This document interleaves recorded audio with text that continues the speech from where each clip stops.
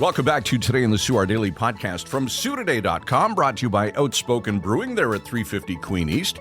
Here are some stories making headlines on this Tuesday, July the 21st. Some national news to start with today. U.S. President Donald Trump has announced a new round of 50% tariffs on Canadian products to start in less than a month. The list covers a wide range of products, from hockey sticks to cement. White House officials say the new tariffs will not apply to energy, potash, fish, critical minerals, or other goods already being slammed by Trump's separate sector-specific tariffs. Officials say the measure is a response to provincial bans on U.S. booze, Canada's supply-managed dairy system, and quotas on certain U.S. vehicles, and has nothing to do with Ontario's wildfires. Meantime, Premier Doug Ford says that the province is in desperate need of support as it battles those wildfires in the province, adding that not one offer has come from the White House. The Premier made the comments on CNN's The Situation Room with Wolf Blitzer yesterday morning. A tribunal has ordered the immediate revocation of a Sault Ste. Marie lawyer's license, citing findings that he practiced law while under administrative suspension and failed to provide required documents. Kenneth Armstrong with all the details, including the name of the lawyer and the findings of the Law Society Tribunal.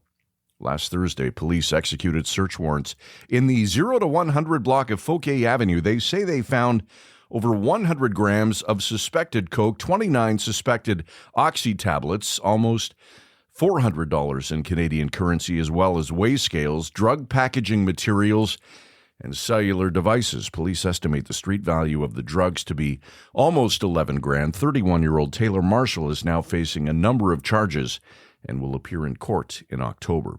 Martin Wyatt, the former president and chief executive of the Sioux Family YMCA, announcing his intention yesterday to run for city council in the Sioux's 5th Ward. Wyatt served as the local Y's chief executive officer from 2007 to 2010. He worked at PUC Telecom as GM from 2001 to 2007. That brings the total to 20 candidates for 10 councillor positions. This year's municipal and school board elections will take place Monday, October the 26th. The deadline to file or withdraw a nomination is Friday, August the 21st. The city is advising motorists that a portion of North Street will be closed for 2 days starting today. Sewer repair work will take place between Northern Avenue and Bainbridge Street, so keep that in mind as you're out and about over the next couple of days. One of the city's most celebrated and accomplished authors, Morley Turgoff, has died. Born and raised in the Sioux, Turgoff's illustrious writing career saw him pen 8 novels between 1974 and 2012, including A Good Place to Come From, a humorous story on growing up in the Sioux during the 1930s and 40s. Turgoff was 98.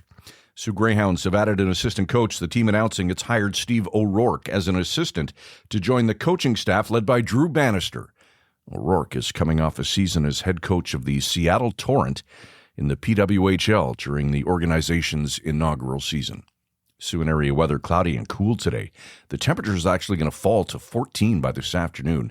Cloudy tonight, low 11, and a mix of sun and cloud tomorrow, high 19. That's all for Today in the Sioux. Download or subscribe wherever you get your favorite podcast. Today in the Sioux is brought to you, as always, by Outspoken Brewing, 350 Queen East. Thanks for listening. Have a great Tuesday.